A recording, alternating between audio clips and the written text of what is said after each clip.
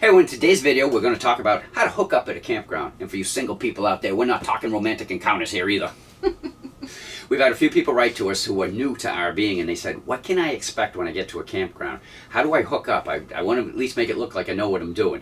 And if you're worried about that, campers are some of the friendliest people don't. But we're going to take you through how we hook up anyway. So let's just say we checked in, we're at our site. Take it, hon. Now we're parked and leveled using LevelMate Pro. Then it's time to connect Maggie to the Campground Hookups. Yeah, and if you've never used LevelMate Pro or don't have LevelMate Pro, we highly, highly recommend it. The eye that just popped up will take you to that video. It is a serious time saver when you are hooking up. It's fun to use, too. Yeah.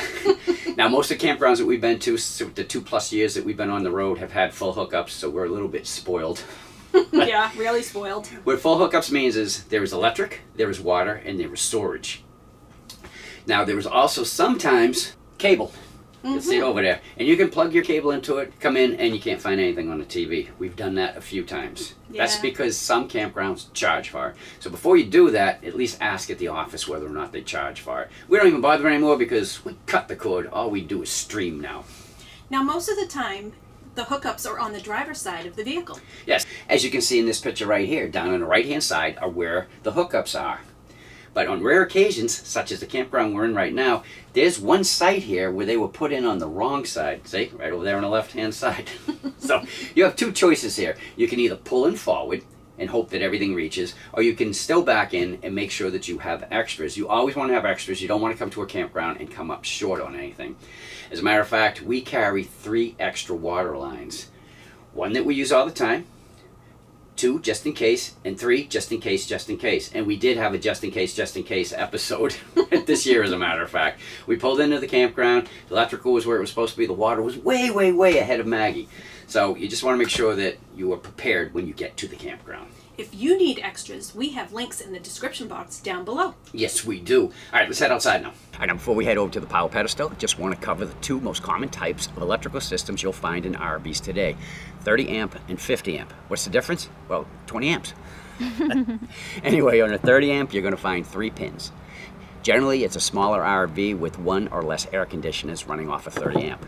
Now, if you have a larger one like we have Maggie with 2 or more air conditioners, you will have 50 amp service, which has 4 pins. Difference between the 2? Well, you can tell just here in the wires. This one here is running 4 wires through it, a thicker gauge than this one, which is running 3 wires through it, because, well, more power.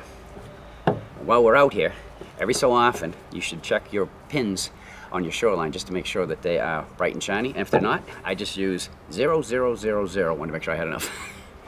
Steel wool. I just come and I just wipe them down and get them shiny again, because the clean connection is a good connection. All right, let's go to the pedestal. Now we're in a newer section of the campground, so we have a newer pedestal. As I open it, you can see the top row is the circuit breakers for the 50, the 30, and the 20 amp circuits. They're all in the off position. They should be in the off position when plugging in and unplugging for safety. Across the bottom of the outlets for the 50, the 30, and the 20. And if you're not sure which system your RV has, just pull out your shoreline, go to the end of the plug, and count the number of pins. 1, 2, 3, 4. Then find the outlet with the same number of holes, and you're golden. Then just plug it in, turn on the power, and you have electricity in your rig. Well, Maggie doesn't. We have a Surge Guard surge protector which takes the electricity and holds it while it's checking to make sure the ground is okay and the voltage isn't too high or too low before releasing it into the RV. If you don't have a surge protector in your RV, we highly recommend getting one. Let's move on to 30 amp. If your RV runs on 30 amp, at the end of your power cord will be a plug with 3 pins. 1, 2, 3. It goes into the corresponding outlet with the 3 holes. Then you turn the power on. Now don't worry about confusing a 30 and a 50 amp plug. 50 amp has 4 pins, 30 amp has 3 pins, and they will not fit in each other's outlet without a lot of force. Now what do you do if you get to a campground and it only has 30 amp service? Run your generator. No. Use a dog bone? A dog bone? Yeah, one of these. There's a power adapter. It's wide on both ends, narrow in the middle. That's so it kind of looks like a dog bone. We never let Brandy play with this, especially when it's plugged in. Boy, that'd light up her life, wouldn't it? Yeah, it certainly would. The purpose of this is it allows you to plug your 4-pin RV 50 amp shoreline and then plug this into the 30 amp pedestal.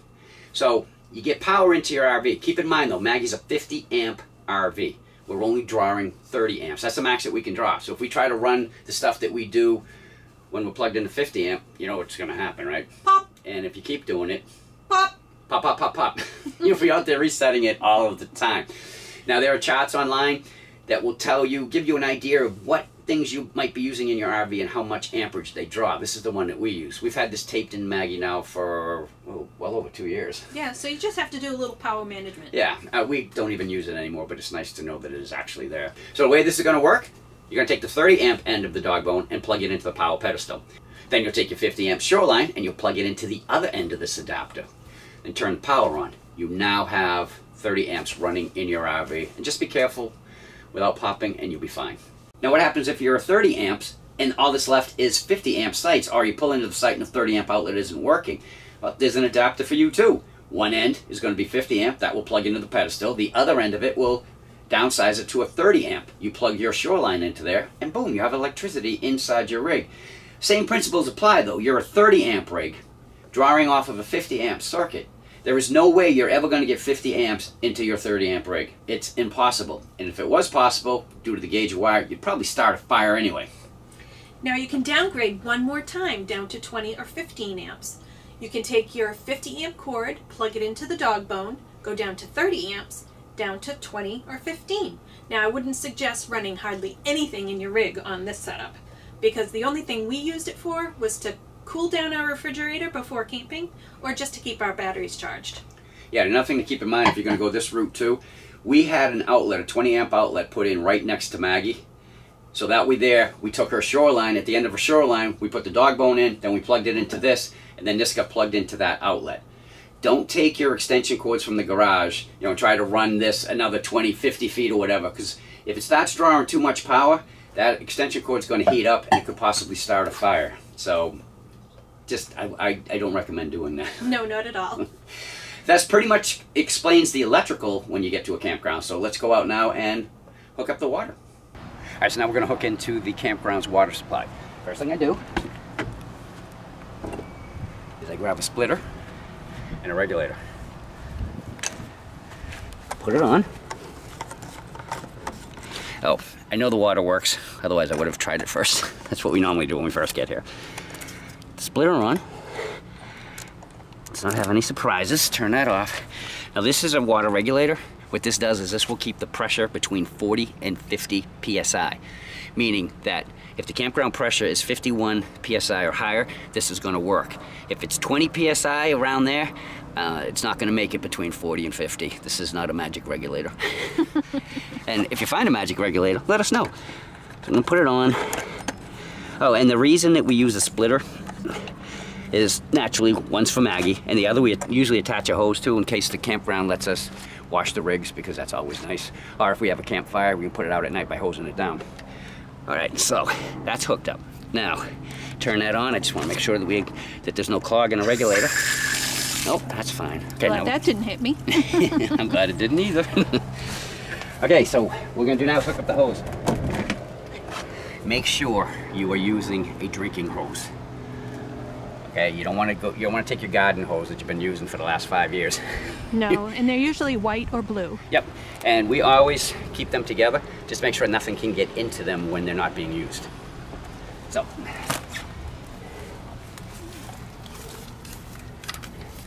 What I'm going to do is come through here, up to here. We use a 90 degree. It's just easier for us to use.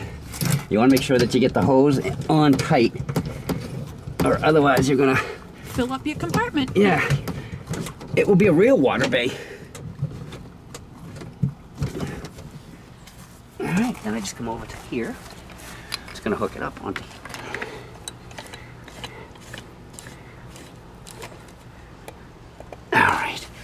Everything. Oh, the other thing you want to do?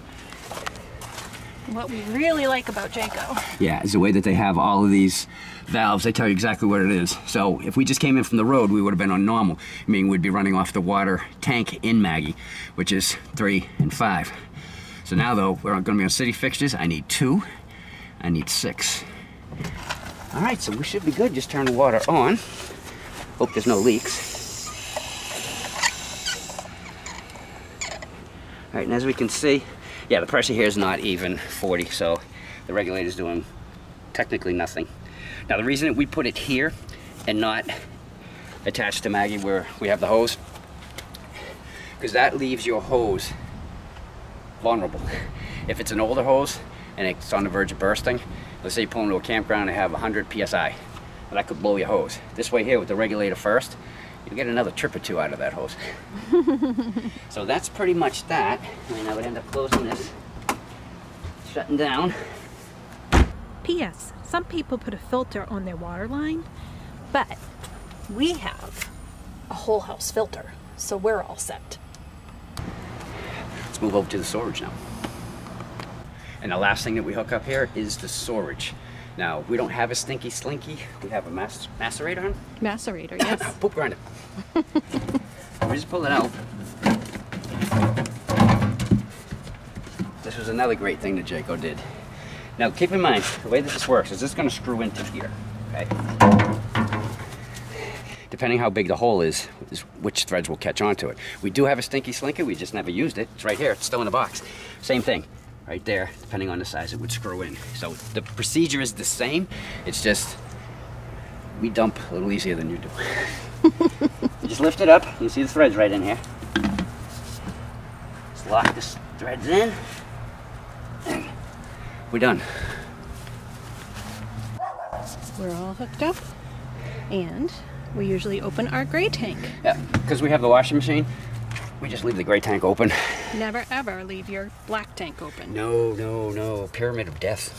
All right, everyone, that's how we hook up at a campground. And we've kept you long enough, so if you like what you saw, we'd appreciate that thumbs up as always. You want to become part of the growing Get Gone With Us gang? Right down there in the corner, just click it and you're in. When you're done, don't forget to click the bell. You'll be notified every time we put a new video out. Want to keep up to date with where we are and what we're doing? You can follow us on Facebook or Instagram. If you have any questions or comments, you can put them right down below, or you can just say hi. We'll say hi back. We always do. Until our next video, I'm Chuck. And I'm Cheryl. We're Get Gone With Us. Bye. Bye.